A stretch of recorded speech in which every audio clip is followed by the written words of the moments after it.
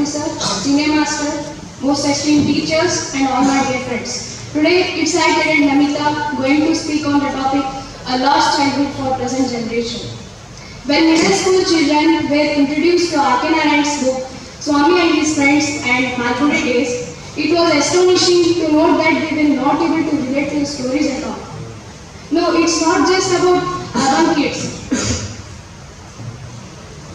No, it's not just about urban kids. Even girls and boys of small town were not able to identify themselves, empathize or laugh at Swami and his friends.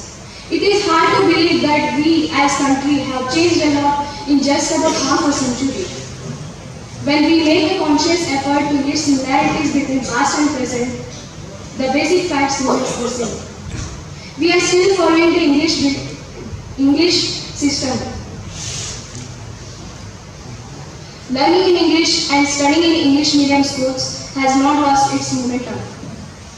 Children get to study the same 6 or 7 subjects with a syllabus that is altered in times. Learners have to take up examinations based on prescribed books to prove their worth and move on to the next academic level. When we compare the emotional and intelligence quotient of children of previous decades and present generation, we find that it operates in inverse proportion.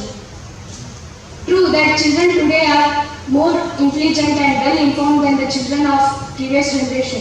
Yet, when it comes to emotional quotient like carefree attitude and happiness, we lag far behind than the children of previous decades. Even tiny tots who attend pre-nursery classes are subjected to a lot of stress. They not only have to clear exams, they have to clear interviews in esteemed schools to get good admission in good schools. However, nowadays, children are to be bearing diseases for no fault of theirs, like diabetes, asthma, obesity, thyroid issues, a host of pollution-related allergies, and even cancer have stepped into the world of youngsters. They can't enjoy a meal, let alone with a junk food, without caution. Those who are interested in playing, they won't find any playground or parks near their homes, and sometimes they won't find any playmates to play with because they are also being forced by their parents to study.